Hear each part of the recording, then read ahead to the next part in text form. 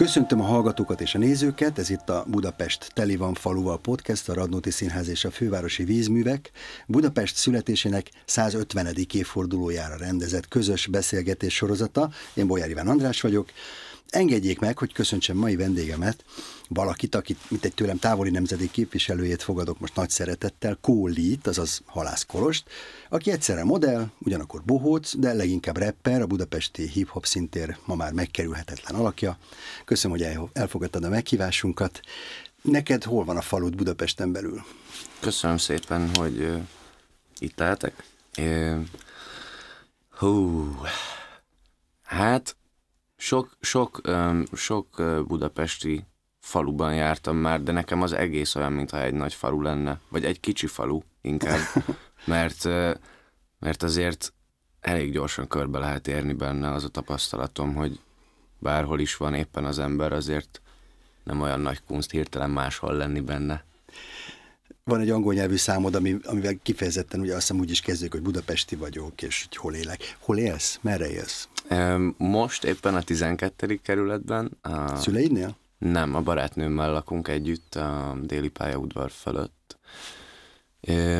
De azt hiszem, hogy a leghosszabb időt a 11. kerületben és Újbuda környékén töltöttem. Ott volt így a családi ház, meg ott születtem, ott laktam statisztikailag a legtöbbet, de egyébként meg sok más helyen is. És érzelmileg, vagy mondjuk pszichésen, nem tudom, hogy fogalmazzam, mennyire égett be neked ez a 11. kerületi környék, az ottani utcák, szagok, piac, szomszédbácsi néni, mit tudom. Megmaradt. Elég sok minden.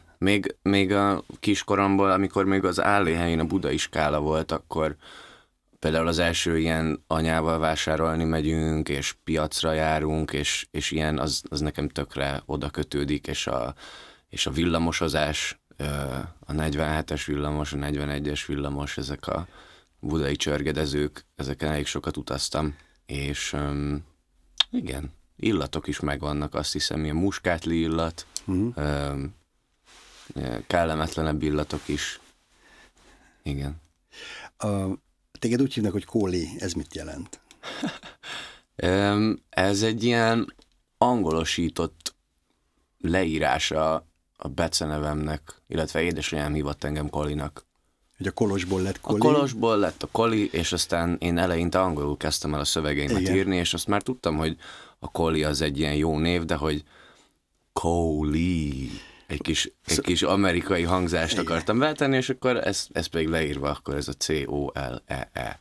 Az egyik számodban be is játszottál egy szöveges részt valakitől. Most nem tudom, hogy ez valahonnan idézett, vagy azt te gyártattad, ahol ez a Kóli megjelenik. Igen, az valójában, tehát Kóli, tehát C-O-A-L-Y, mint szenes. Okay. És ott valójában egy szénbányáról beszélgetnek, és az pedig valamilyen, nem a Jimmy Fallonnek a brit megfelelője, most hirtelen nem jut eszembe, de hogy az abból lett. Oké, de hát az erre játszol rá. Igen. Egyértelműen. Tök érdekes, hogy te mondjuk a pályádat egyrészt nem Budapesten kezdted el, hanem Bécsben, másrészt pedig, hogy angol nyelvű szövegekkel. Miért? Miért szorultál vissza ebbe a kicsi, egyébként gyönyörű és jól használható irodalmi értelemben jól használható magyar nyelvbe és kultúrába?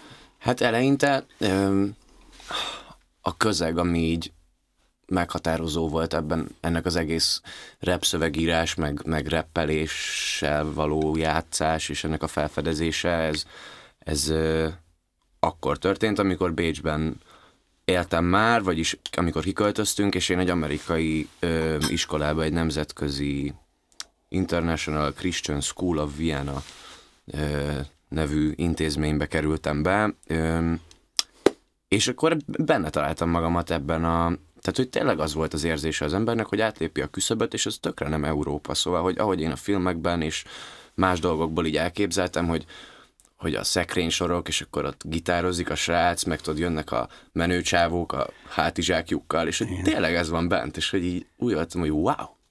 Wow! És otthon érezted magad?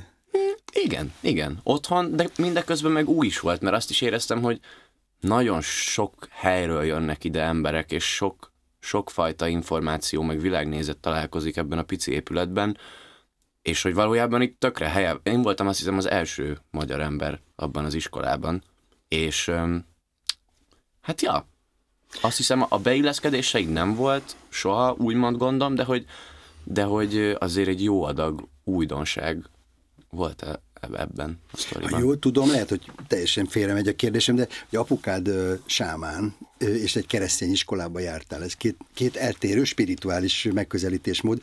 Mennyire fért ez össze a fejedbe, lelkedbe, mennyire ütközött esetleg a két világkép? Édesanyám részéről volt mindig így az életemben jelen ez a keresztény vonal. Ő Vas megyéből származik, egy pici-pici faluból, Szentpéterfáról, és ott azért, hát ja, ő egy ilyen keresztény neveltetésben részesült, templomba járós sztori. Akkor azt lehet, hogy inkább anyukától kellett volna megkérdeznem, hogy fér össze neki a végén. Igen, hogy az ő fejében hogy fért össze, az is biztos, hogy nagyon érdekes kanyar, de az én fejemben úgy volt, hogy így tapasztaltam a kereszténységből már, akkoriban szerintem, hát akkor voltam 14 vagy 15, amikor kiköltöztünk, és akkoriban azért már szerintem így tudtam, hogy nagyjából mi az enyém ebből, és mi az, ami meg nem is tudom, egy ilyen velejárója ennek az egésznek. Szóval nekem így nem tudom, nem utáltam például azt, hogy jaj, keresztény iskolába kell járnom, vagy ilyesmi, hanem sőt, egy ponton így igazán élveztem is, hogy a közös éneklések, meg az úgynevezett biblia órák, amik valójában ilyen, nem tudom, beszélgetős órák voltak, és akkor azokat nyilván. És akkor mindemellé meg az is jön, hogy ez az amerikai ilyen szólásszabadságnak a felfogása, és az, hogy a szabadon beszélés, és az, hogy mindenkinek számít a véleménye, az is nekem egy ilyen új dolog volt, és hogy ez is inkább egy ilyen pozitív megélés volt számomra, főleg így az európai oktatásban tapasztaltak után. Most az európai oktatás alatt mit értesz, hogy tapasztaltál más országokat is, vagy a Magyarországi? A Magyarországra gondolok, aha. Igen, egész konkrétan. Igen, mert igen, enyhén szóval más iskola, más irányzatot képvisel. Ha jól tudom, modellként te bejártad a félvilágot, Kínától, Párizson, Londonon át, nem is tudom én, Dél-Koreáig, meg talán másfele is jártál. Igen. Úgy képzelem, hány éves vagy, szabad ilyet kérdezni? 24. 24. Hát 24 éves koromban én még nem jártam be a világot, egyébként igyekeztem később pótolni, de azért az, hogy ahogy te látod, mondjuk a te mentális térképeden megjelenik a glóbusz, meg megjelennek a kultúrák, és akkor ebben helyeződik el Budapest, ami a te városod. Amikor visszajöttetek Bécsből, neked újra meg kellett tanulnod, vagy egyáltalán akkor tanultad meg először Budapestet? Nem tudom, hogy kisgyerekként mennyire kented, vágtad itt a körülményeket.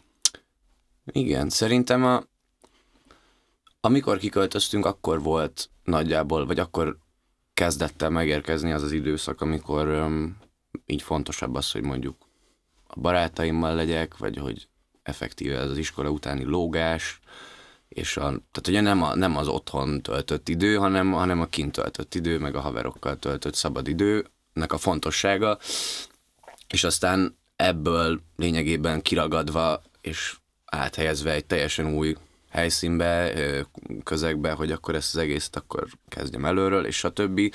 Tehát azért szerintem egy jó adag ilyen ellenállásból fakadó hazavágyás is belém épült így instant ezzel, hogy kimentünk, mert akkor a legkevésbé akartam kimenni, és ezért az összes szünet, hosszú hétvége egyből jöttem haza, amint lehetőségem volt, és tartottam mindenkivel a kapcsolatot, a barátaimmal, úgyhogy úgy voltam vele, hogy amennyit tudok, hazajárok, és amíg elvégzem a sulit, itt vagyok, de ahogy elvégeztem a sulit, és leérettségiztem, akkor vissza akarok menni. Van a Bőrönt kísérő című számod, keleti, nyugati, déli, és azon gondolkoztam, hogy ez most az elvágyódásnak a száma, vagy inkább a hazavágyódás, a honvágyé? Szerintem mind a kettő benne van. Igen, de talán a honvágy az erősebb. Meg az, hogy tényleg az, hogy keleti, nyugati, déli, és hogy ezek a csomópontok itthon, és hogy ezekből az egymásba jutás, meg az innen kijutás, de hogy mégis valahogy ez az nem tudom, a gócpont, ahonnan elindul a vonat, tudod, és ahova visszajön és majd. Vissza is ér. Aha. Igen. Van egy nagyon szép szövegünk Krusovszky Dénesnek az Akik már nem leszünk sosem című írása, és ami szerintem nagyon passzol ide, Major Erik olvassa föl nekünk, egy részletet fogunk hallani. Jó. Krusovszky Dénes. Akik már nem leszünk sosem. Öntöző csatornák apró hídjai fölött robogott át a vonat. Árterek és mezőgazdasági területek váltogatták egymást, miközben az alföldi vasútállomások sárga és szürke foltokként suhantak el mellettünk. De ezúttal alig nézelődtem. Legfeljebb csak annyit, hogy egy-egy pillanatra megpihentessem a szemem. Egyébként szinte egész úton lázasan jegyzeteltem. Igyekeztem mindent szisztematikusan leírni, mintha vallatnám magam. Megpróbáltam a legapróbb részleteket is kicsikarni az emlékezetemből. Mint aki transzba esett. Írtam és írtam egyre, a részletek pedig a maguk titokzatos módján hol összekapcsolódtak, hol szétváltak, mint a molekulák egy elszabadult reakcióban. Asszociációim egyre vadabb mellérendelésekkel működtek. Előfordult, hogy egy idő után tiszta fantáziálásba csaptak át, és ilyenkor alig lehetett egy-egy hosszabb jegyzet végén felismerni, miféle valós emlékdarabkából indult is ki vajon az egész. Bizonyos elemek vissza-visszatértek, mások elhalványultak, néha új képzetek merültek fel. A fehér csempével kirakott folyosó, egy vastidő, a pumpa sípolása. Mozdulatlan tömeg a főtéren, aztán ahogy megindulnak. Kifosztott házak, ordítás, viharlámpák fénye, összevert emberek, összetört bútorok.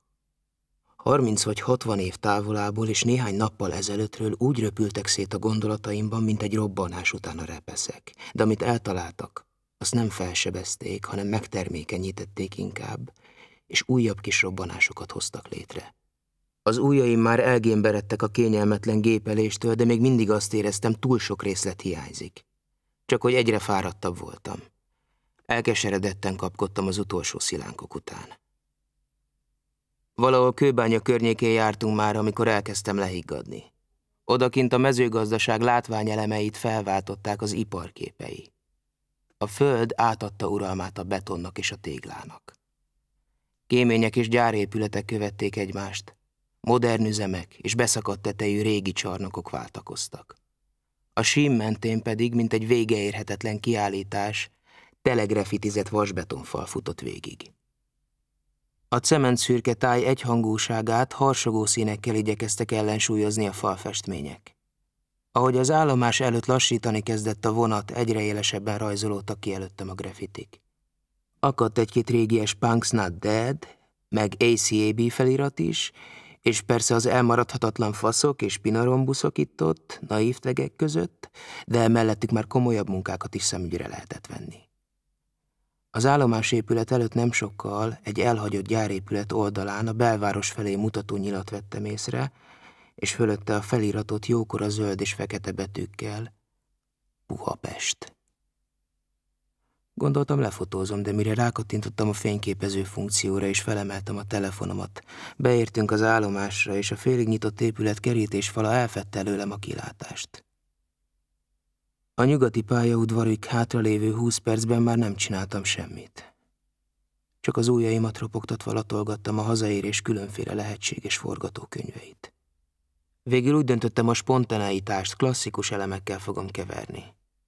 Az egyik virágárus pavilonban vettem egy csokor sárga tulipánt, azt kedveli Magda, aztán rögtön a lakásunk felé indultam. Szedtem a lábam, de nem rohantam, nem akartam izzadtan beállítani. És magamban közben végig azt gyakoroltam, hogy mik lesznek az első szavaim. Illetve mik lesznek az azt követők, attól függően Magda hogyan reagál.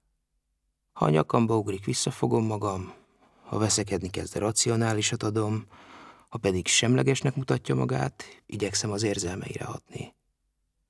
Most nem az a cél, hogy könnyű győzelmet arassak, hanem hogy egyáltalán sikerüljön elkezdenünk valami fajta párbeszédet. Készen álltam rá, hogy az esküvőről alaposan beszámoljak, kidomborítva a rémes részleteket és természetesen elhallgatva mindazt, ami Juli és köztem történt. Nyilván azt sem hozhatom szóba, hogy kiderült azon az utolsó vágási nyáron majdnem apa lettem, de talán majd egyszer ezt is elmondom neki, ha már kiegyensúlyozottabb lesz a hangulat. Az Eiffel tér felől jöttem ki a pályaudvarról, a Podmanickit átszelve az Ötvös utcában indultam el, majd balra fordultam a Szondira, és végül jobbra a Csengerire. Vakon is meg tudtam volna tenni ezt az utat, de most minden fáradtságom mellett is úgy éreztem, kifejezetten élesen látok. élesebben, mint az elmúlt napokban bármikor. Lassan ébredt erre a vasárnap reggelre a város. Az éjjel-nappali előtt lustán cigiztek az eladók. A sarki késdobáló még ki sem nyitott, de 2 biciklis hipster már keresztbe vetett jógamatraccal a hátán tekertál mellettem. A Nagy-Dunai Horgász Egyesület soha nyitva nem tartó irodájának ablakában vetettem még egy pillantást magamra, és a koszos üveg nem is hazudott. Megviselt voltam, de nem teljesen lerobbant azért. Az utolsó lépéseket már remegő térdel kissé csoszogva tettem meg a Fokhítelken álló parkolóudvar és a Fákja Klub csikkekkel körbeszort bejárata előtt. A kapuajunkba behúzódva reflexből be akartam ütni a belépőkódot, aztán rájöttem, hogy ez pittyegne odafent, én meg tényleg meg szerettem volna lepni Magdát. A táska egyik oldalzsebéből kihaláztam a kulcscsomómat, és azzal engedtem be magam.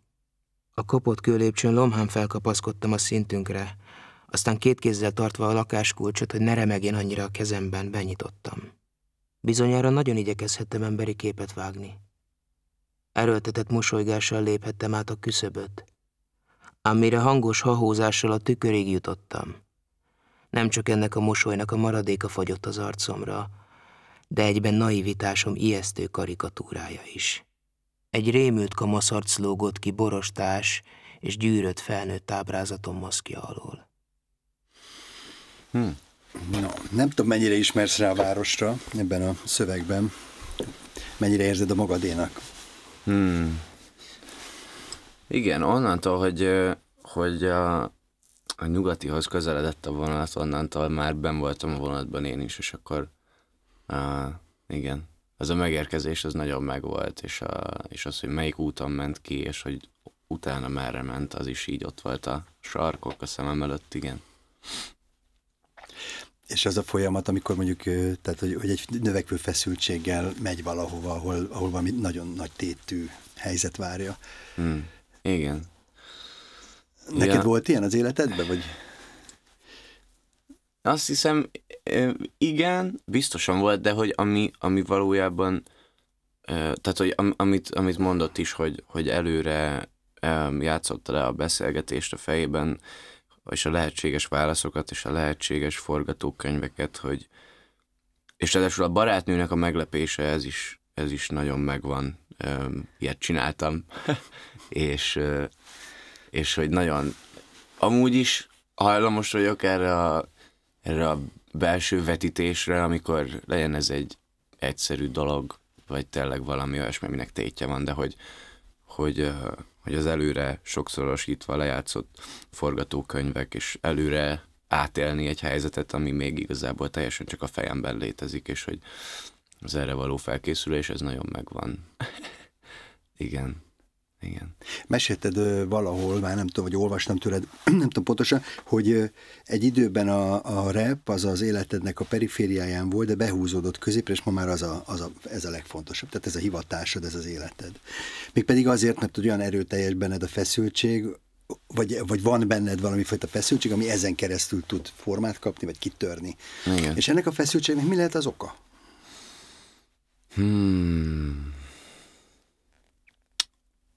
Először a szüleim jutnak eszembe. Sok olyan dolog jött ki belőlem így a szövegíráson keresztül, amiről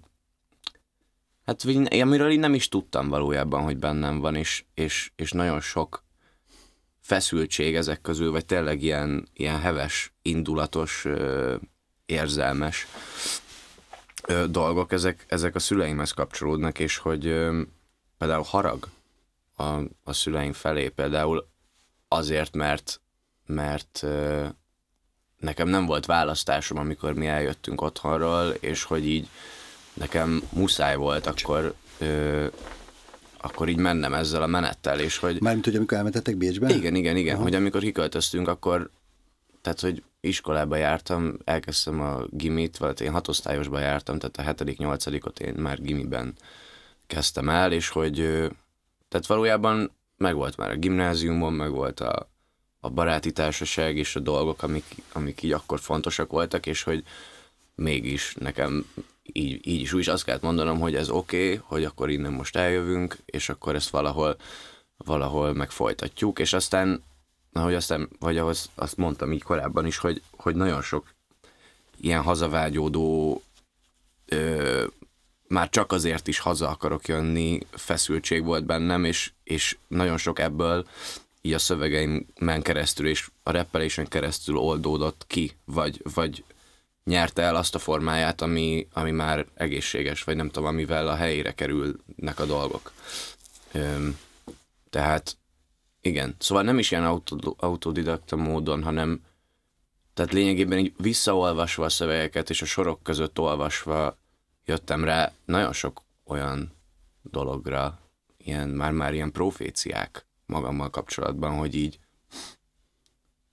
wow, tényleg? Vagy hogy ezt már valójában akkor is tudtam, amikor ezt megírtam, és hogy most nyer értelmet, és ez lehet akár egy koncert közben is, vagy amikor pont előadom a tracket, hogy akkor jön ez fel bennem, hogy már pedig ez egy nagyon fontos információ volt akkor is, amikor még nem tudtam, és amikor még csak a szöveg íródott. Szóval igen. És alapjáraton meg egy ilyen elég nyugodt ember vagyok. Békés. Pedig valahogy ebben van a harag mellett dű, agresszió, pusztító energia. Igen. Ezt te fölpiszkálod magadba, hogy legyen, vagy nem okvetlen kell van erre szükség? Van, akinél van akinél meg nincs. Igen, szerintem ez attól függ, hogy így ki miből jön, és hogy mi az, amit ő visz tovább, és hogy mi az, amit képvisel. És azt hiszem, hogy például az én rap zeném az sokkal kevésbé kívánja meg, vagy hordozza magában ezt, nem tudom, mondjuk olyan agressziót, amit mondjuk más rap zenék magukban hordoznak, vagy ez a gangster vonal, vagy ez a mennyi pénzem van, milyen autó, stb. Vonal, ami egy ilyen klasszikusabb, elterjedtebb valami a rapnek, de hogy bennem azért elég sok olyasmi van, amit tökre nem erről szól, de mégis nagyon szívesen rappelnék róla, vagy rappelek róla. És igen. Tehát akkor lehet az, hogy nem csak Bronx alsón lehet rappet csinálni, hanem mondjuk a 12. kerületben is. Igen, ja, lehet. Igen. És akkor nem csak az ilyen utca gyerekeknek a rajoskodása lehet az üzenet, hanem mondjuk... Igen, tehát hogy igen. A szeretet például, ami amúgy meg így mindenhol jelen van, és tehát szeretetből is lehet írni, nem csak fájdalomból, vagy ilyen megbántódásból, vagy elnyomottságból. Csak ez talán még nem annyira megszokott, vagy nem tudom. Talán kevés példa van rá. Hogyha, mivel utaztál, vagy utazol, a modellkedés van még? Csinálod? Hát az már nagyon a háttérbe szorult. Papíron még modell vagyok, valójában a szerződésem 3 évente újraírja magát, szóval lényegében ez így megmaradt, csak dolgozni nem szoktam. Aha.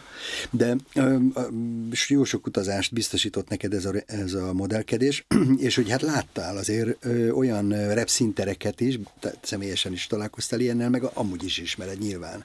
Tehát, hogy mondjuk egy amerikai rep világot nézünk, vagy akár a kínait, vagy a britet, londoni, különböző negyedeiben lévő rep világokat, akkor ezen a térképen van-e definiálható magyar rap világ? Van. Szerintem van. Milyen jegyei vannak? Mi a karaktere? Hát nem egy boldog valami. Inkább egy ilyen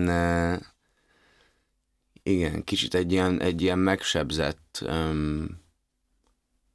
de valahol, tehát hogy mindenképp valamilyen, nem tudom, nekem így a sötétség társul hozzá, és az, hogy a sötétségből való kilépés, vagy a sötétséggel való munkálkodás, és igen, csupa negatív jelző jut eszembe egyébként, hogyha erre gondolok.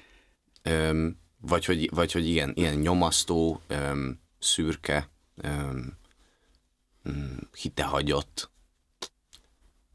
Ezek jutnak eszembe. És ez lokális jelenség, vagy generációs? Tehát, hogyha mondjuk Bécsből nézed, akkor Budapest szürke, és Budapest hordoz ilyen sötét erőt, vagy reménytelenséget, vagy pedig a nemzedéked érzi ezt?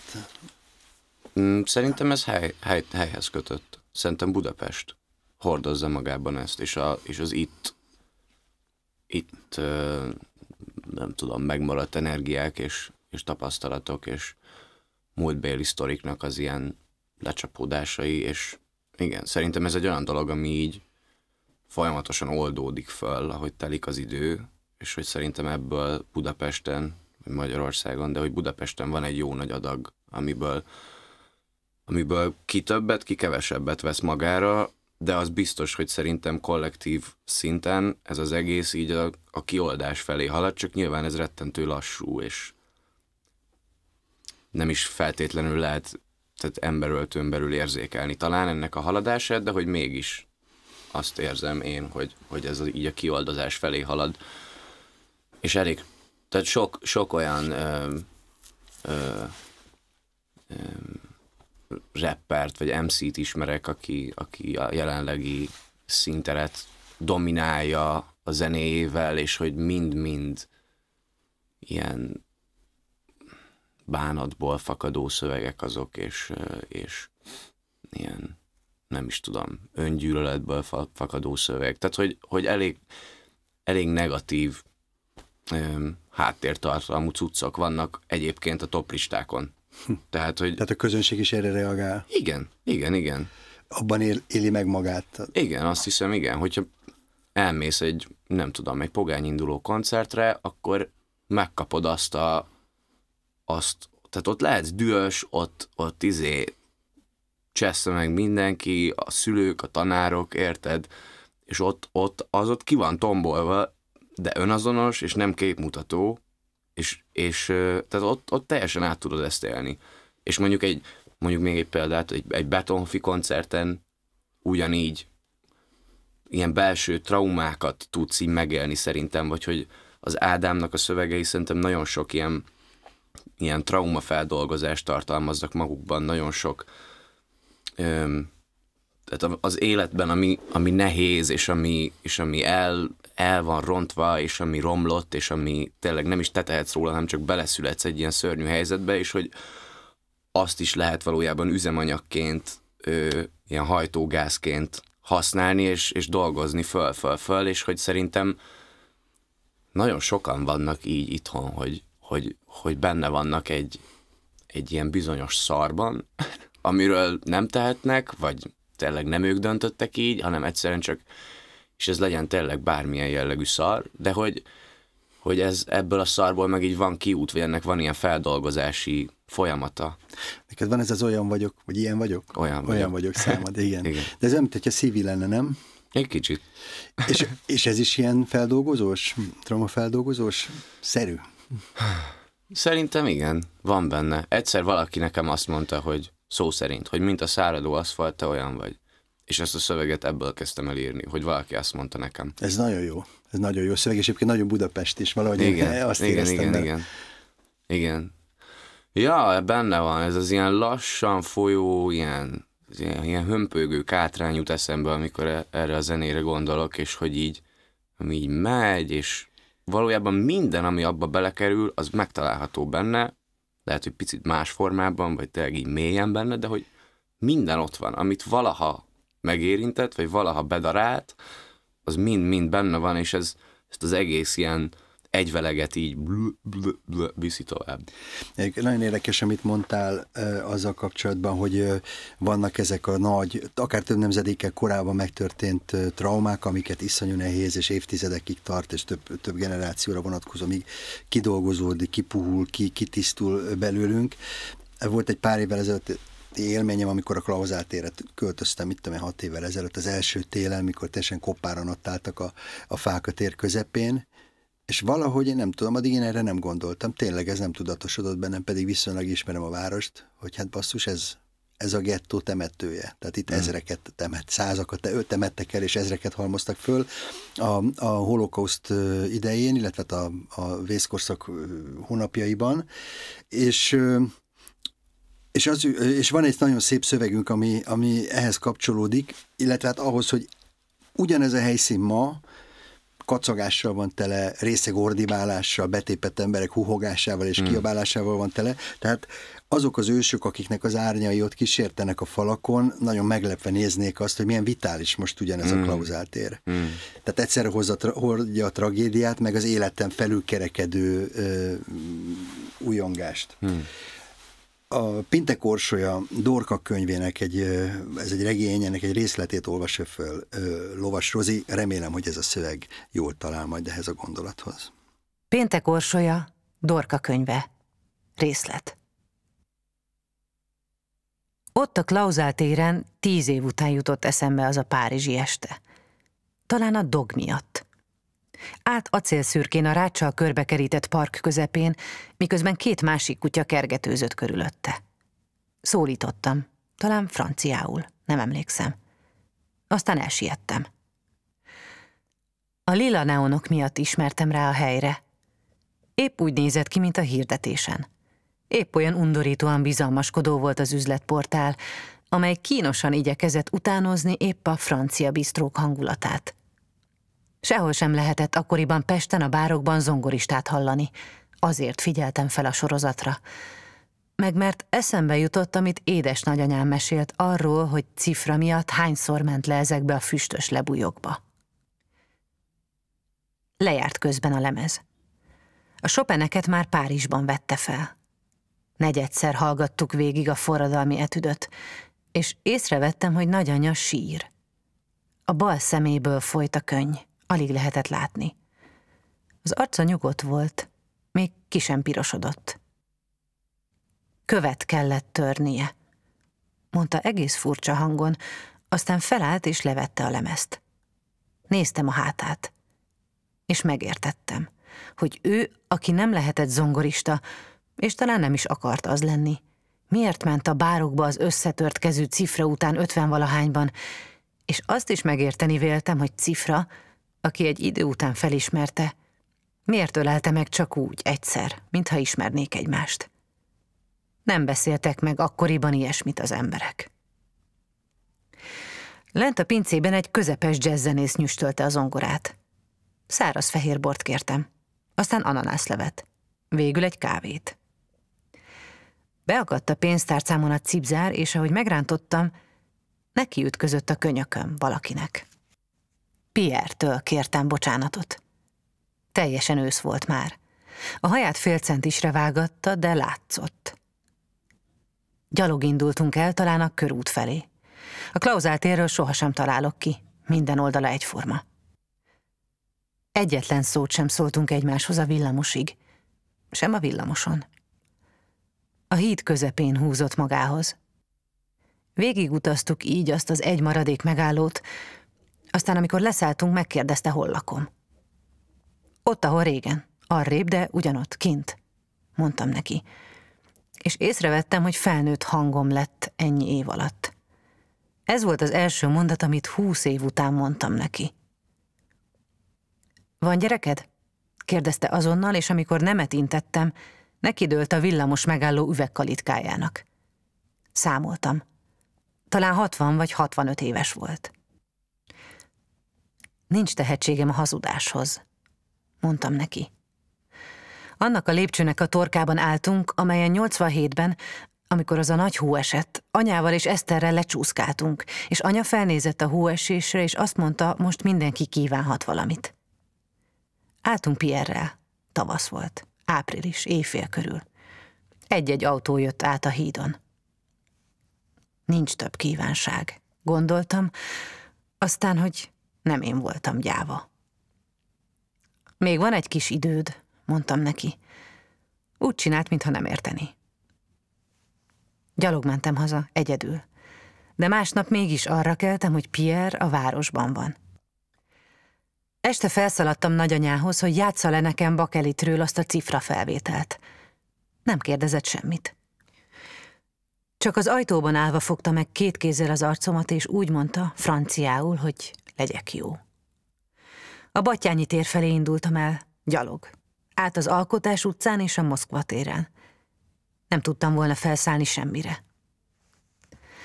A Moszkván utánam fütyültek, aztán megcsörrent az egyik utcai telefon épp ott, ahol álltam.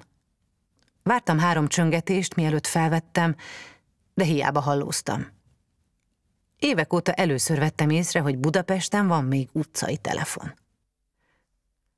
A Battyányi téren a Szent Anna templom előtt álltam meg végül. Ott ért el ugyanaz, mint a Saint-Germainen. Az az értelmetlen öröm, aminek semmi köze nem volt ahhoz, hogy Pierre a városban van. Jaj, hát nekem borzasztóan jól esik ez a szöveg, mert nekem is anyám mesélt ezt a cifrát, nem tudom, hogy ismerte a Cifra Györgyöt, 20. század egyik legzseniálisabb koncertzongoristája volt, és az 50-es években bárzongoristaként működött Budapesten, és este zárás után lehúzták a redőnyt, és akkor játszott koncerteket, és a beavatottak azok 11 meg 1 után mentek oda, mert akkor kezdődtek a koncertjei. Én nem is tudtam, hogy ez a Péntek Orsinak is megvan ez az élmény. Szép volt, nagyon. A budapesti szcéna, klubélet, világ, milyen ma? Milyen a buli negyed? Mennyire éled a buli negyedet? Bulizni már egy ideje nem járok, azt hiszem. Talán a tavalyi év során még bele-bele csúszott egy-két olyan, hogy akkor tényleg most elmegyünk bulizni, de és ez régebben volt jellemző, tehát hogyha még visszatekerek egy kicsit, akkor megvolt az időszak, amikor volt például a Lerm, még ott a belvárosban a Fogasház, az Instant, ezeknek a környékén, most nem tudom pontosan, hogy melyik utcában volt, de hogy az is aztán bezárt, és akkor igazából mi mindig ilyen esemény alapon, vagy hogy eseményhez kötve, úgymond, hogyha tudtuk előre, hogy valaki valamilyen helyen fog valamilyen zenét játszani, akkor, és azt mi kedveljük, akkor oda megyünk, de hogy nem azért, mert hogy na ez az a hely, ahol mindig nagyon jó a zene, hanem hogy inkább ilyen ismertség, meg hogy nem tudom, igen, akiknek a zenéjét így nyomon követtük, akkor így utánuk mentünk. Ha én most egy újságíróként szeretnék írni a budapesti rap, hip-hop világról, akkor mit mondanám, hova járjak, hova menjek el?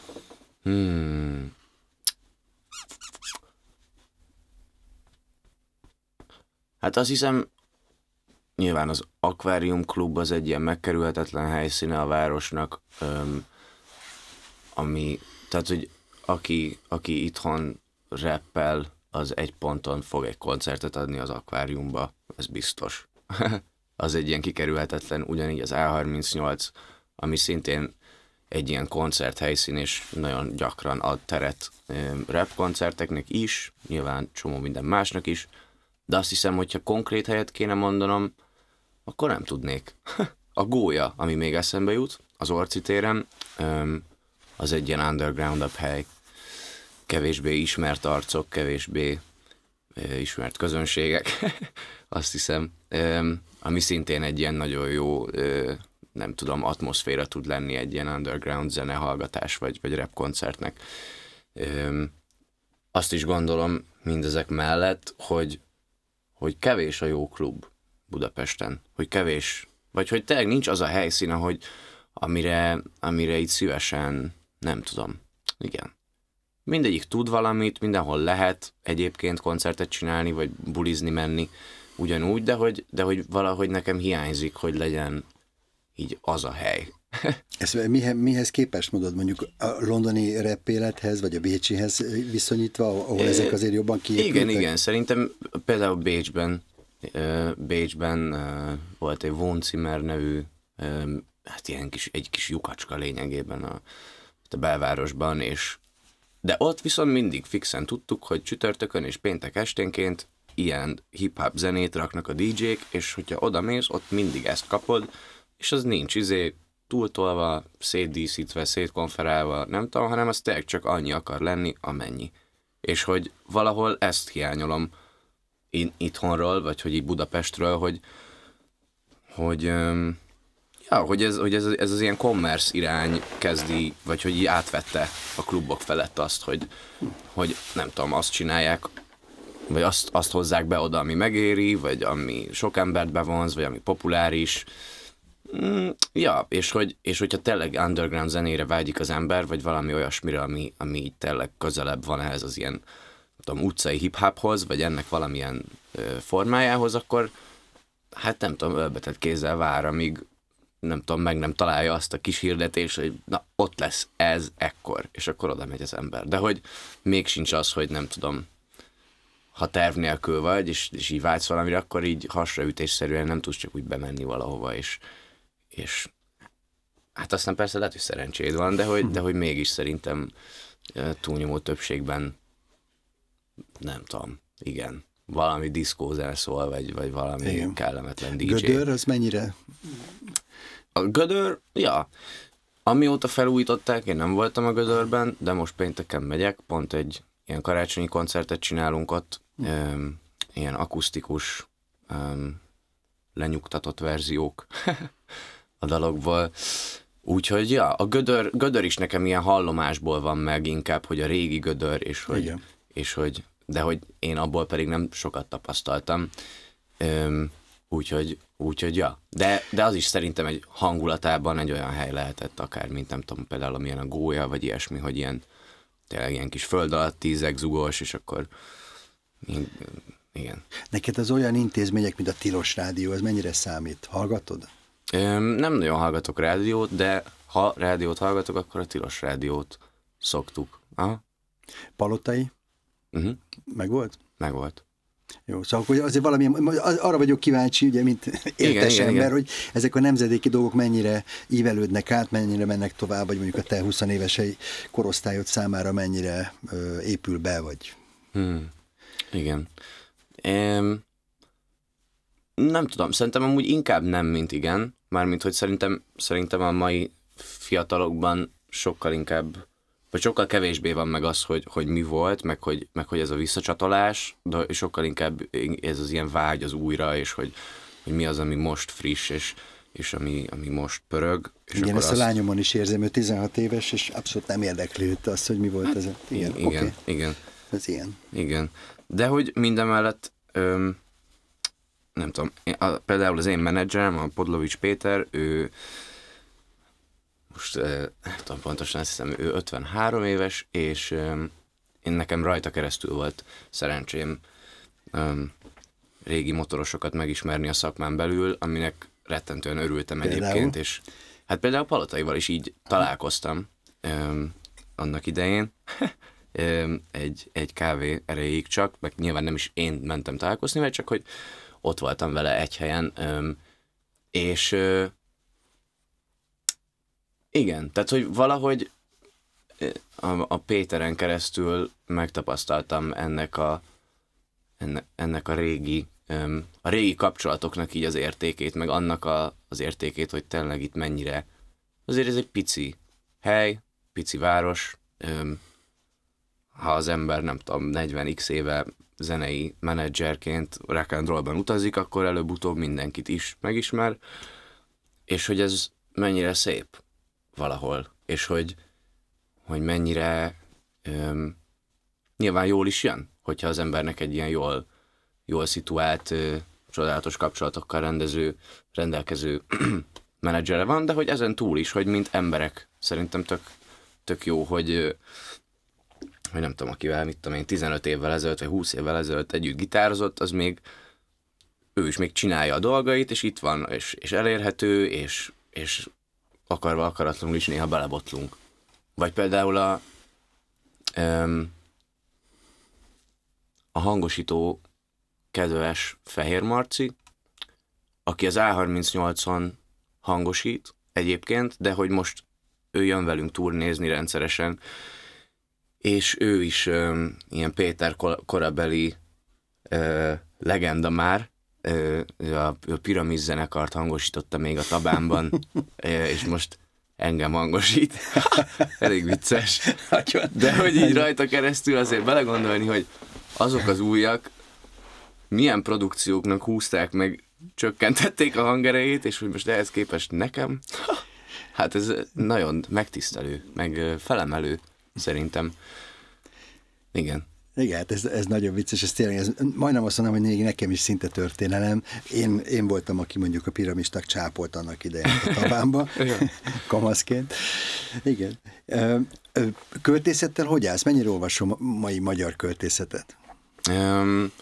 Hát sajnos rendszeresen nem olvasok. Azért mondom, hogy sajnos, mert egyébként meg tudom, hogy rengeteg nagyon-nagyon jó kortárs is, meg nem kortárs magyar olyan költő van, akiknek biztosan nagyon tetszenének az írományaik. Hát hogyne, persze. De, ja, nem jellemző. Azt hiszem...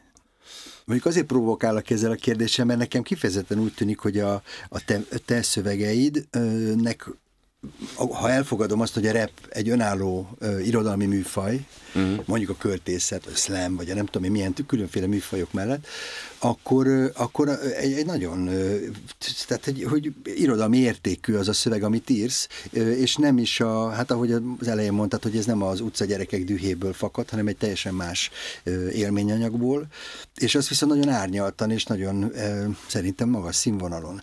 És ezért is kérdeztem, hogy van-e átjárás, vagy lehet-e átjárás a kettő között, már csak azért is, mert van egy versünk, amit majd be fogunk játszani, és elég sok számodat hallgattam mostanában, és ezért így lüktet bennem a track, és például a Szabó T. Annának a verse, amit majd meghallgatunk, de ez nem most lesz, majd beszélgetünk egy kicsit, simán tudnám azon a tracken is olvasni, vagy hallani. Azt hiszem, hogy szóval aki nekem legelőször nagyon meghatározó MC volt, és rapper, ez egy amerikai forma, még akkoriban underground, most sem nagyon ismert, globális szinten, Earl Sweatshirt névre hallgat. Egy ilyen kapucnis afroamerikai tag, de hogy rettentő, tehát nagyon úgy rappel, hogy mintha az nem is rap lenne, hanem mintha verset mondana egy beatre. Ez a benyomásom, ez volt az első benyomásom róla, és... De rád is ez van. Igen, és hogy ehhez tudnám talán kötni, de hogy ez se egyébként, tehát nem magyar irodalom, de hogy ő is nagyon sok irodalmi elemet használ a szövegeiben, meg ez a, nem is tudom, ez az ilyen prózai fogalmazás egy kicsit, ez nekem, de hogy ez angolul, de hogy ez nekem nagyon-nagyon szimpatikus volt az első pillanattól, és azt éreztem, hogy ez egy ilyen nagyon szabad felfogása a rappelésnek, és hogy igen, hogy mégis összeegyeztethető, meg hogy összefér, és hogy nem azt érzem, hogy emiatt nagyon elkülönül a szöveg, meg az alap, meg hogy ez nem tudom, de hogy hanem hogy pont az, hogy nagyon durván összeér, de egy olyan módon, amit előtte, vagy más előadóktól ilyet nem hallottam, és akkor azt éreztem, hogyha én szövegeket fogok írni, és rappelni fogok, mert pedig ez lesz, akkor én nagyon szívesen megközelíteném valami ilyesmi irányból, és hogy ezt éreztem magamhoz közelinek, hogy lehetek új gangster-rapper, hogy közben egy szál rózsa van a kezemben, és a hold felé nézek. Az hogy fér össze? Hát így. Elég furcsa. Igen. De hogy igen, és hogy valahol ennek a találkozása. Igen. Amúgy a bohócokban is van ez a kettősség, nem? Aha. Hogy viccesek, szeretnivalók és szörnyűek. Igen. Vagy te még bohóc? Nem már. Nem. És miért hagytad abba? A zene miatt. És ezt szeretted egyébként? Nagyon. Igen. Kétszer is ott hagytam, és kétszer is nagyon szerettem. Eleinte az első otthagyása a bohóc iskolának, nagyon vicces, ebből 2 is volt, de hogy az első otthagyása az egy ilyen, az egy ilyen nagyon szétszórt, meg ilyen züllött korszak volt nekem, amikor keveset voltam józan, keveset foglalkoztam azzal, hogy valójában mi is az, ami érdekel, vagy mi is az, ami jól esik, és akkor inkább ez az ilyen ömlengés, és itt is vagyok kicsit, ott is vagyok kicsit, de hogy valójában sehol nem vagyok, és hogy mindenki kapja be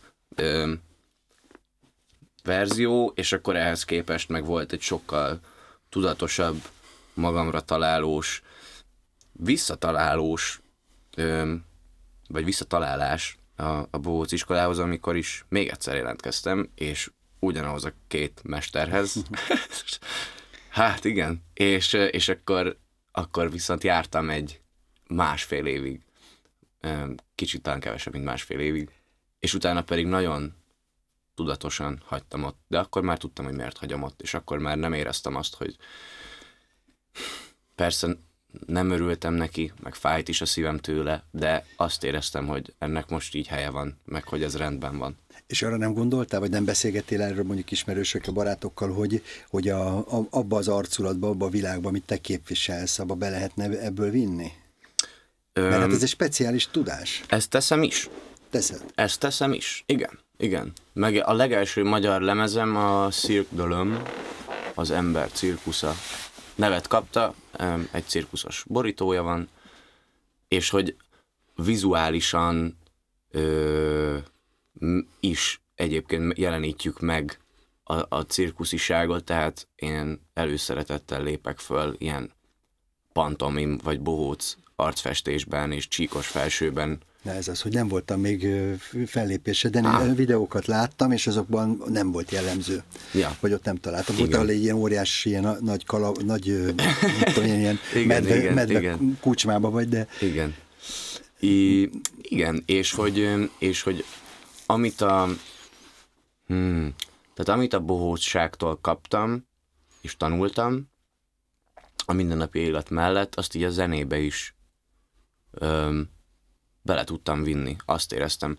Viszont fordítva ez nem volt igaz, szóval azt is éreztem emellett, hogy a zene meg valahogy nem tud adni a bohócságnak pont, hogy inkább elvesz, mert hogy a zenével nagyon sok időm telik el azzal, hogy koncertek vannak, tényleg ilyen utolsó pillanatos dátumok néha, meg és akkor emellett egy ilyen klasszikus iskolai órarendet fenntartani, az lehetetlen, és nem tudok már, nem tudom, hanyadik igazolást szerezni, hogy bocsánat, amúgy nem voltam beteg, de mennem kellett, vagy tudod, és akkor volt, hogy szakmai gyakorlatnak is elfogadták a koncertezésemet, de annak is vége lett egy ponton, és akkor kellett azt mondanom, hogy most tényleg akkor vagy fixen ettől és eddig nem csinálok semmit, csak suliba járok, vagy pedig akkor viszlát suli, de akkor kaptam, amit kaptam tőle, elviszem, amit elviszek, és akkor azt próbálom legjobb tudomásom szerint hasznosítani ebben az egészben. Igen. A Buli negyedről volt szó az előbb, tehát hogy az neked mennyire Budapest? Vagy mennyire magyar? Vagy mennyire már a külföldiek által ellepett terület? Külföldiek által ellepett terület? A Buli negyed. Ha a Buli negyedre gondolok Budapesten, akkor külföldiek. Aha. És pont az olyan vagyokban van egy ilyen sor, hogy külföldi flow, ez nem a szimplakert. Így van, abszolút. Igen. És ez pontosan erről szól. Mert hogy a szimplakert még magyar flow, vagy már az végképp nem? Hát az a külföldi flow, az ilyen, nem tudom, hogy behoznak külföldieket, és ők egy helyen vannak, és az nem az a külföldi flow, amit én szeretnék. Igen. Egyébként Bécsben mennyire volt ugyanez vagy mennyire tapasztaltad ezt? Hát az is egy multikulturális nagyváros, rengeteg turistával. Valószínűleg ott kevesebbet is jártam Bécsben bulizni, mint itthon, illetve kevesebb szer mentem el bulizni kint, mint itthon, de ott szerintem, ott kevésbé éreztem ezt, annak ellenére, hogy az is egy ilyen világváros, és tényleg rengeteg féle mindenhonnan jönnek emberek, és csomó turista van, meg csomó külföldi, de hogy valahogy nem tudom pontosan, mi lehetett az oka, lehet, hogy a társaság, vagy tényleg csak annak a szerencséje, hogy én ahogy oda mentem, az említett Von Zimmer kis klubbocskát, én már az második héten megismertem, és tudtam, hogy Jézusom, akkor ennél nekem nem is nagyon kell több. És akkor egyszer-kétszer még voltunk például a Flexben, ami meg ott a Dunaparton van egy klub, de az is ott is tudta az ember, hogy nem tudom, ezen a napon mindig drum and bass-t játszanak, és hogy drum and bass-t akartál hallgatni, akkor ekkor és ekkor oda mentél a Flexbe. És ott ez szólt. Neked ez megvan, mikor és hogyan ütött be a rap? Vagy neked ez kell, vagy ez neked fontos? Első emlék. Megvan.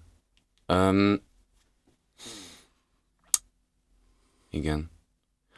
Nagyjából 16 évesen és egy ilyen nagyon beszívós élményhez kapcsolódik, amikor édesanyámék meg a tesóim se voltak otthon, senki, és akkor egy Ibró nevezetű nagyon jó barátommal átmentünk hozzánk, és akkor ott a hátsó kertben füves cigit szívtunk, és a hangfalról ilyen hip-hop alapokat hallgattunk, és emlékszem csak elkezdtem így rappelni, csak ami jött ki a számból, és akkor nyomtam, és ment? És ment, és folyt, és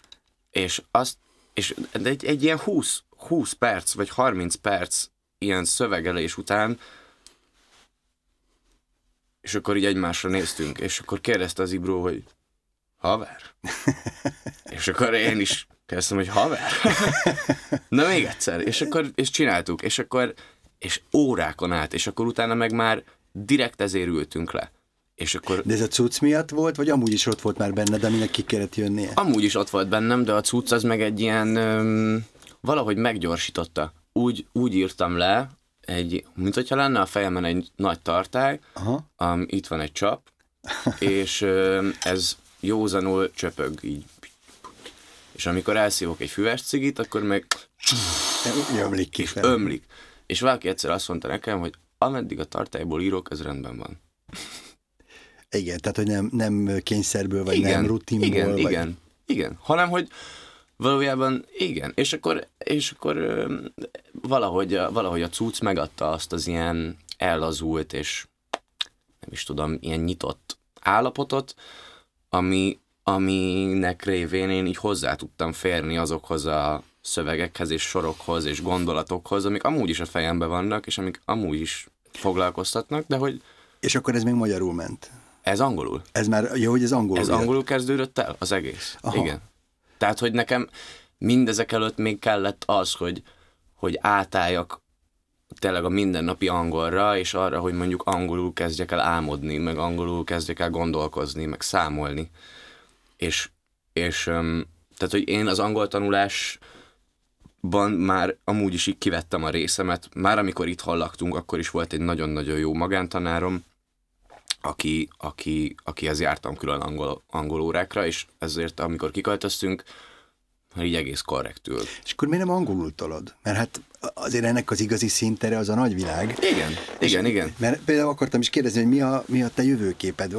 El akarsz érni valahova, és hogy hova? Ha van ilyen egyáltalán. Igen, szeretnék, és valahogy az angol szövegírás nekem a hosszú távú gondolkodásom, és a magyar az pedig az itt és most. És ezt én útközben fedeztem föl. Szóval, ha nem tudom, mondjuk 2 évvel ezelőtt megkérdezett volna bárki, hogy akarok-e magyarul szöveget írni, akkor mondtam, hogy köszönöm szépen, nem, mert nem. Mert igen, jól megy. Hát, érdekes. És most, igen, és azóta pedig megtaláltam azt a valamit, ami meg, és ez is egyébként a közeg szerintem, vagy az, hogy az inspiráció forrása, hogy onnantól, hogy végeztem kint a sulival, és hazajöttem, és beiratkoztam a Bohóc suliba, akkor tényleg így elkezdett a hatása alá keríteni az, ami itthon van, és ami itthon körbevesz az emberek, minden, és szépen lassan ez odáig fajult, hogy elkezdtem azt érezni, és akkor jöttek a koncertek, és akkor koncerteken elkezdtem azt érezni, hogy a fordításban elvész az információ, hogy én, amit itt megkapok inspirációként, és angol szövegben leírom, és azt utána visszaadom a közönségnek, akkor ott tényleg legalább egy 50% maradék van, ami csak úgy elvész. Tehát, hogy a magyar közönség nem veszi, nem fogja jól, mert hát nem értenek annyira pontosan. Angolul. Igen. És Bécs? Vagy London? Hát az más. Londonban még nem volt koncertem, majd szeretnék. Bécsben persze ott teljesen más. Ott Bécsben volt a legelső koncertem, és ott azért jóval nagyobb a fogékonyság az angolra, meg ott azért tényleg bárkivel nagyjából tudsz beszélgetni angolul, de hogy itthon egyszerűen csak kevesebben értik meg, és egyszer volt ilyen, hogy a telepen rappeltünk, vagyis rappeltem, és angolul, és akkor valaki ott hátulról, nem láttam az arcát, csak én itt hallottam, hogy nem értem, amit mondasz. És akkor gondoltam, hogy hát, sajnálom. Igen. Igen, bárcsak érthetnéd. Ja. És aztán egy ponton eljutottam arra, hogy fontos nekem, hogy visszaadódjon, mondjuk, ha nem is tényleg 100%-ban, de legalább 90 vagy 85%-ban az, amit én lecsatornázok, vagy ami hozzám megérkezik, mert ja, igen, mert szerintem van annyi érték a cuccban, vagy van annyi mondani való, vagy kapcsolódási felület, ami számomra fontos, hogy kijöjjön kifelé is, és ezt angolul egyszerűen nem tudom megtenni. És írtunk például olyan számot, van az Iceberg című számunk, ami egy ilyen nagyon poppos, meg ilyen populárisabb, kicsit ilyen pánkos hangzású cucc, nagyon egyszerű szövege van, de angolul van, és hogy az meg átment. De az mindenkinek. Az is énekli, aki nem is tudja, hogy mit jelent a szöveg, mert tényleg egyszerű, rákap az ember. Szóval valójában van ennek is útja. Valószínűleg a repertoárban kell egy-két ilyen is, ami jó ragaszt. Igen, kellenek ilyenek is. De hogy most például azt érzem, hogy kirabolnám magamat, ha angolul írnék. Hogy annyira tiszta és erőteljes ez a magyar nyelvű inspiráció, ami bennem mozog, hogy ezt meg kell, hogy lovagoljam. Most lovagoljuk meg egy ilyet. Jó. Szabó T. Anna Fény című versét Martin Márta előadásában, és akkor a fejemben most el is indul az alap, a track, hogy, és azon fogjuk hallgatni ezt. Szabó T. Anna, Fény. Fény a mestereknek. Úgy mentem át a fényes csarnokon. A csarnokon dúdolva mentem át. Sugárban dőlt be a reggeli nap, kezemben telt virágú orgonák. Bárányt akartam venni. A húsok élénkvöröse oda csábított a hentes pulthoz, ahol a csúszós májak, nehéz marhaszívek halomban álltak, a csipkefehér pacal és a bő nyálkás rózsaszín, dagadó tüdő színkontrasztjában, és köztük, középre téve ott tekergett egy szinte karnyi vastag marha gége. Ámulva néztem őket, a szíveket, a májakat, tüdőket, lám szépek így a szervek, épp kitépve, elrendezve, felárazva, kitéve. Tovább dúdoltam, hogy tavaszi szél. Odébb léptem, húsvét van, a halott feltámadott, az élet és az étel egyformán szent, és ma semmi se csúnyább a többinél. Szép a dióbél, szép a gomba, szép a világító halomba rakott narancs, a tavai alma, a poros krumpli, püspöklila hagyma, s a félbevágott káposzta cikája, ahogy lombos fa ágait kitárja. Átszellemülten ragyogtak a mézek a polcokon, a paprikafüzérek villogtak, s én a zsongó tömegben vízet áraszt, dúdolva lépegettem. És másnap a fényes ócskapiac. Sütött a reggeli nap. Nejlonponyván bronzszobrok álltak, esernyőtartók, gipszlovak, teherautóról kínálták a bútort. Komódot, tükröt, szekretert, a berakás itt-ott hiányzott, vagy épp az üveg volt repett. Nem nézhettem meg közelebbről, az árus semmibe se vett. Lézengő voltam, nem vevő. De beljebb sűrültek a sorok, tukmálták, nézzem meg, valódi, ilyet ennyiért hol kapok? Az árus asszony egy cirádás nagy rézvázát kocogtatott. Szőttesek, órák, porcelánok és gallévázák, mint hamis. Patinás mozsár, hasas rézüst. Ez volna drága? Dehogy is. Nézzem meg jobban. Jó lesz az még tán a dédunokámnak is. Nyilván ugyanezt mondta egykor a sötétruhás nagymama, mikor az ifjú háziasszonyt beavatta titkaiba, míg lenn az utcán nagy vidáman masíroztak a katonák. Kifényezett kitüntetések őrzik a háborúk nyomát. Néhány megperzselt régi fénykép, amit kiástak a romok alól, úgy kavarogtak a tárgyak, mint fénykévében a por. És harmadnap a temető. A hosszú allé ragyogott, álltak a fényben kőfehéren beroskat hátú angyalok, a nehézkedés katonái. Tartották súlyos szárnyukat. Márványkeresztet, bronzkoporsót bizsergetett a déli nap. A fákban őrjöngve keringett a holtak erjedt vére, és szárrá, virággá és levélé rendeződött az erjedés. S az ágakon halotti gyertyák, győzelmi fáklyák ezrei, és a zöld fényű katedrálist roppant madárdal zengeti. A fekete régó úgy fújta, hogy remegett az ághegye, telitorokkal gurgulázott, hogy szinte megfulladt bele. A friss lomb között itt is, ott is énekeltek a madarak, s a sírokon felmagzott fűből kirobbant egy fácánkakas. Az élet nálunk is erősebb, zuhog a déli nap, előjön a reves sötétből, lobot vet, lángol az anyag, mert él. Él, aki életbe halált, halálba életet kever. Most tél van. Csend. Míg írom ezt. Húsvét volt 2000. Mennyire hallottad vagy mennyire érződött számodra is úgy, hogy ez igazából akár rappelni is lehetne?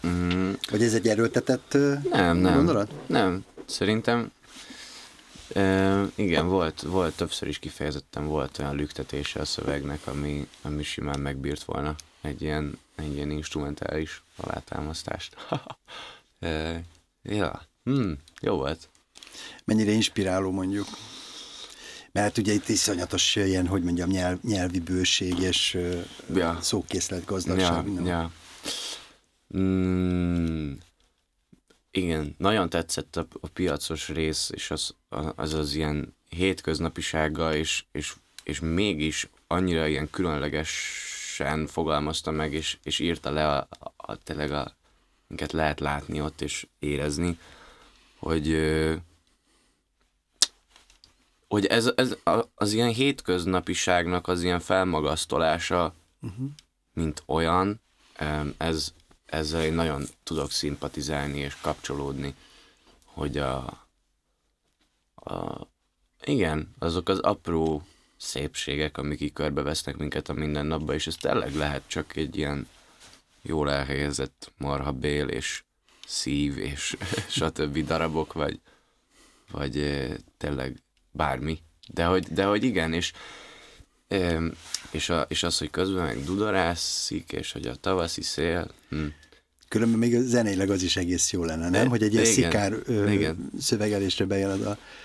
Nagyon közel áll hozzám ez is, hogy népdalokat, vagy olyan dalokat, amik így tényleg nagyon régóta vannak, és hogy nagyjából így mindenki ismeri, vagy már hallotta őket, és hogy ezeknek a bedolgozása, vagy a beintegrálása rap szövegekbe, vagy ilyen hip-hop hangzáson belülre, az szerintem roppant izgalmas, és hogy az is egy nagyon szép új színt tud adni dolgoknak, hogyha tényleg így ízléssel van, meg tisztelettel van hozzányúlva, és jól van behelyezve, akkor az nagyon-nagyon szép tud lenni szerintem. A legelső ma megidézett szövegünkben Krusovszkiba ott leírja, hogy ül a vonaton, és szinte transzba jönnek belőle a szövegek, és dolgozik benne. Te mennyire írsz transzba, vagy mennyire józan fejjel csiszolgatod, reszelgeted, alakítgatod? Hát mind a kettőből van tapasztalatom. Azt hiszem, hogy az igazán jó szövegek transzban születnek.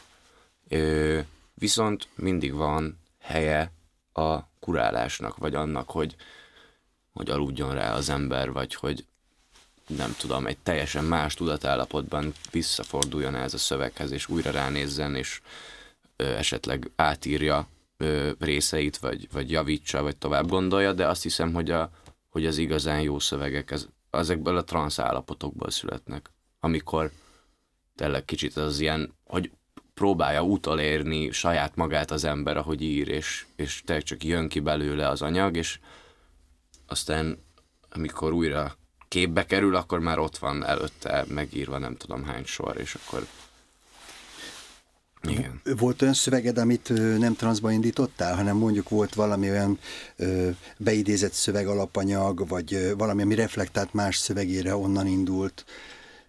Használsz-e ilyeneket, ilyen eszközt? Olyan szokott lenni, hogy csak eszembe jut valami, nem tudom, legyen az egy szó akár, vagy mondjuk egy sor, vagy egy szókapcsolat, vagy mondjuk olvasok, vagy hallok valami, nem tudom, számomra érdekeset, és akkor ezt leírom, és ott hagyom. És van, hogy ezekből a tényleg ilyen letett kis valamicskékből utána ezeket én előszeretettel keresem vissza, és akkor ezek sokszor indítói egyébként szövegeimnek. Tehát ülsz a villamoson, igen, hogy eszembe jut az, hogy berakod?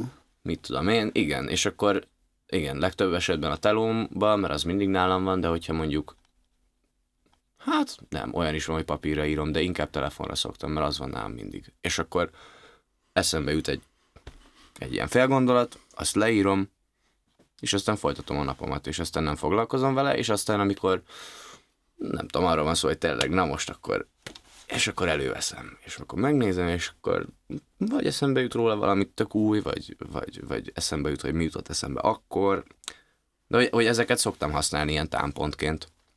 Amikor hallgattam a szövegeidet, ott azt éreztem, hogy elindul egy gondolat, megtörik, átfordul egy másikba, ott is elindul egy érzés, vagy egy gondolat, vagy egy üzenet, aztán átmegy a harmadikba. Most ez az előző fényvershez képest, ugye ott egy ilyen nagyon nagyívűen ki van bontva egy kép, és el van mondva egy történet. Hát ez pont nem az a szerkezet, mint amit te használsz. És ez nekem egy újszerű dolog, mert meg kell szoknom, meg kell tanulnom követni például a repszövegeknek hát hogy is mondjam, azt, ahogy hat rám, hogy néha intellektuálisan, néha szellemileg, néha fogalmi síkon hat rám, néha csak érzelmileg, vagy indulatilag. És ezeknek a sokszerűsége az, ami átjön. Mennyire tudatos ez, amikor így készítesz szöveget, hogy ezek a különféle elemek, vagy hatáselemek hogyan kísérik egymást? Ritkán tudatos, azt hiszem. Az biztos, hogy ahogy te is mondtad, és hogy ez tök izgalmas nekem hallani, vagyis hát igen, igazából tényleg ez történik, hogy elindulok egy szálon, és aztán néha az a szál így számomra is ilyen váratlan fordulatokat véve bontakozik ki, vagy éppen fordul át valami másba, ami még az is lehet, hogy tényleg csak egy hajszál köti össze a következő gondolatot az előzővel, de hogy mégis át tudok siklani rá, és utána tudom azt úgy folytatni, hogy ez valójában egy folyamat, de hogy nem tudom, lehet benne ég és föld. És hogy mégis, hát így az áramlás, nem tudom. De, ja, az is biztos, hogy ahogyan így érek, meg érik a fejem, és nem tudom, komolyodok, úgy egyre inkább van bennem a lelassulás, és a lassú szövegírásnak az elfogadása, vagy az öröme az, hogy nem kell, hogy sokat tudjak írni egyszerre, vagy hogy hirtelen, hanem azt is szeretem mostanában egyre inkább megengedni magamnak, hogy akár csak 2 sort írjak, de hogy akkor az viszont egy ilyen szépen átgondolt, és elejétől végéig, nem tudom, látható 2 sor, és hogy akkor az tényleg ott van. És aztán lehet, hogy nem tudom, sokkal több idő lesz így ezt majd egy verzévé kovácsolni, vagy bármivé, de hogy valójában igen, ennek is van egy ilyen lelassulása bennem. Hát kedves Koli, nagyon sok jó lelassulást kívánok neked, és sok sikert a pályádon, hát ami majd még csak most vagy, illetve már most erősen bontakozóban van, de vannak még távlatai. Nagyon szépen köszönöm a beszélgetést. Ez volt a Budapest teli van faluval, ez és valamennyi beszélgetésünk meghallgathatók a Radnóti Színház Spotify gyűjteményében, valamint a webfolyóiratom a Vulkán oldalán, www.vulkanfolyóirat.hu. Köszönöm megtisztelő figyelmüket, kövessék, keressék beszélgetés sorozatunk többi adásait is, hiszen 13 izgalmas városlakó, valamint 37 nagyszerű irodalmi szöveg, tucatnyi kitűnő radnóti színész együttműködésében járjuk, és metszük keresztül Kasul szeretett Budapestünket. Hallgassanak továbbra is minket, de addig is használják úgy, járjanak, keljenek városunkban azzal a szeretetteljes figyelemmel, hogy közben tudják, Budapest teli van faluval.